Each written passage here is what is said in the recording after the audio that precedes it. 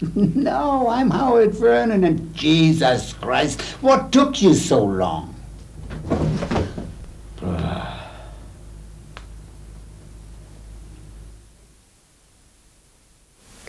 Mr. Vernon. Excusez-moi, pas Mr. Vernon ou Monsieur Vernon. Je m'appelle Howard, en français Howard.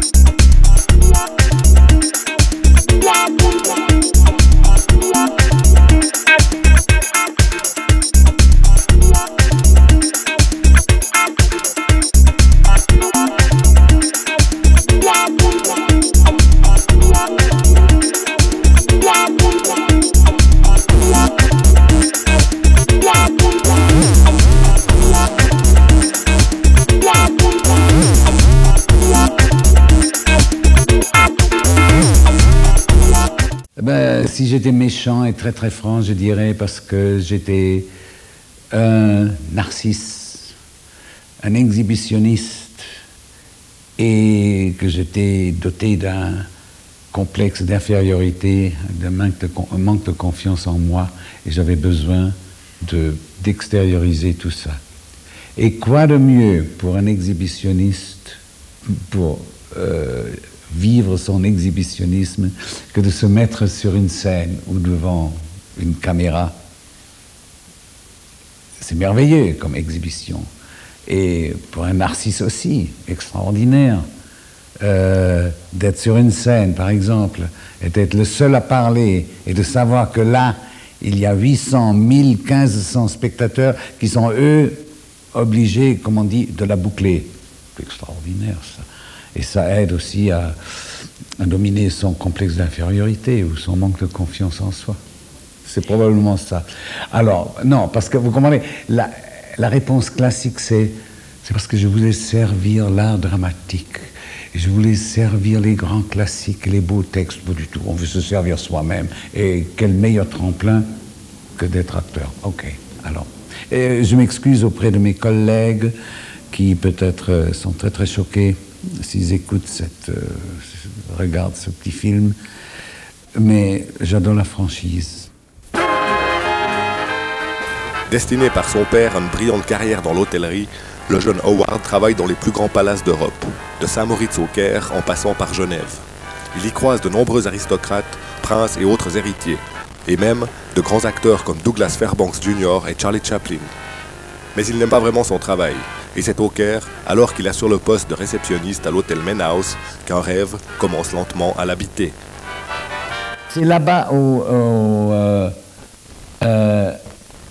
au pied des pyramides, que j'ai décidé très sentimentalement et pompièrement de devenir acteur, avec mon gramophone. J'avais un gramophone, qu'on remonte, et des disques.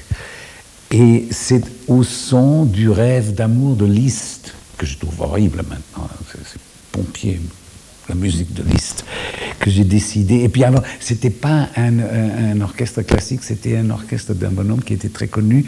C'était tout un orchestre plein de saxophones qui s'appelait Paul Whiteman, qui était très très très très très connu. Et j'ai entendu ça. Et puis là, j'étais tout seul, pompier, carte postale, la grande pyramide, la lune. Et j'ai dit, je serai acteur. Jusque-là, le monde du spectacle, c'était pour moi un monde absolument interdit. Mais j'ai dit, j'ai lu des magazines sur le cinéma, sur le théâtre et tout ça. Et puis, bon, ben, je ne sais pas, je suis retourné donc en Suisse, je ne sais pas où j'étais encore. J'étais même ici à Genève pendant 1 an dans un hôtel. Et après, j'avais l'occasion, oui, j'étais repris au Palace à Saint-Moritz où j'étais avant déjà, et j'avais à la réception un poste plus important et où je gagnais un argent fou que je ne pouvais pas dépenser parce que j'avais tout. J'étais nourri, logé, blanchi. Si j'avais envie d'un whisky, je suis allé au bar, réception, un whisky, bon, tout. Vraiment, je ne pouvais pas dépenser de l'argent, même pas pour des cigarettes. Parce que les clients venaient, on avait une famille, Kiriadzi, qui était des fabricants de cigarettes très connus à l'époque. En Égypte, il m'apportait, je ne sais pas, une boîte de 500 cigarettes chaque dimanche, une grosse boîte comme ça. Et puis alors, j'ai gardé tout cet argent déjà avant. J'ai mis de côté beaucoup d'argent et avec ça, je suis allé à l'école dramatique. Moi, je m'attendais à ce qu'il se lève, qu'il ouvre les bras. Jeune homme, la France vous dit merci. Vous savez ce qu'il m'a dit? Il m'a regardé, il a dit alors, vous êtes suisse, il n'y a rien qui vous empêche de rentrer chez vous. Et vous voulez rester ici, vous engager? Ah ben mon Dieu, moi à votre place. Là, je dois admettre que quelque chose s'est écroulé en moi. Un an après, quand je suis entré, les Allemands, j'ai compris bien des choses, mais ça c'était un peu l'état d'esprit. Et alors, bon, pas d'armée, pas d'engagement. Et un jour, j'étais à la terrasse du Café de la Paix, qui à l'époque c'était un truc très chic, l'opéra. Et il y avait un gars à côté de moi, en uniforme, un jeune, je sais pas, qui m'a demandé quand est-ce que vous partez. J'ai dit, je pars pas, je suis suisse. Ah bon, mais alors qu'est-ce que vous faites? Vous restez là? Je dis, pour l'instant là, oui, je sais pas quoi faire. Mais vous êtes quoi? Mais pour l'instant, je suis rien. J'ai dit, je viens de terminer en Suisse une école dramatique, je vais être acteur. Ah, bon, c'est parfait. Vous chantez? Je dis non, absolument pas. Vous dansez? Bon, je dis, je danse pas, je suis pas danseur, mais je sais bouger, quoi. J'ai fait des trucs. Ah, ben, je vais vous présenter à Varna du Casino de Paris. Je dis, quoi? Oui, il va rouvrir. Et j'ai dit, vous êtes fou, moi. Je ne suis pas Fred Astaire, ni rien du tout. Moi, je ne peux pas le Casino de Paris, moi. Ben, non. Il n'y connaît rien du tout. Il connaît il connaît très bien la beauté du corps féminin, sans y participer beaucoup.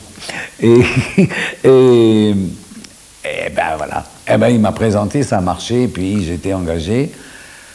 Et c'est un merveilleux souvenir parce que pendant 3 semaines, j'ai répété.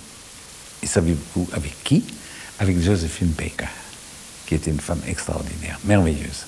Et alors, attendez, on a répété 3 semaines, et puis après, on était près de l'ouverture, la réouverture plutôt, et Varna m'a dit, non, écoutez, je n'ose pas, c'est pas écrit sur votre visage que vous êtes suisse, vous allez vous faire mettre en boîte, pourquoi tu n'es pas au front?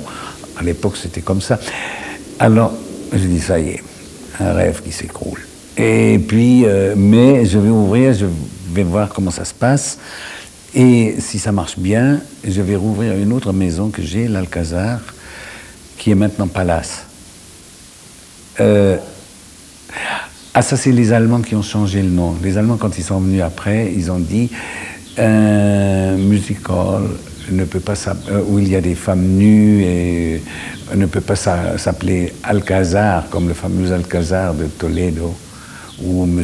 Franco a remporté je ne sais pas quoi, truc, machin héroïsme des franquismes. Alors, ils l'ont appelé Palace. Et c'est encore Palace aujourd'hui, c'est une discothèque merveilleuse. Et puis, alors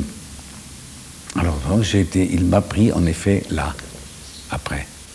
Et puis alors j'étais là, présenter la revue, de faire des claquettes devant le rideau pendant les changements de décor, etc., etc. J'étais très malheureux, j'ai dit c'est affreux. J'ai travaillé Molière, Racine, Shakespeare, Goethe, Kleist.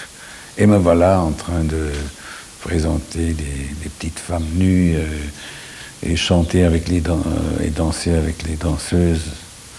Je me rappelle encore le truc. Cry, baby, cry, cry, baby, cry. Et puis, mais plus tard, j'étais très heureux d'avoir fait ça parce que c'est une école extraordinaire.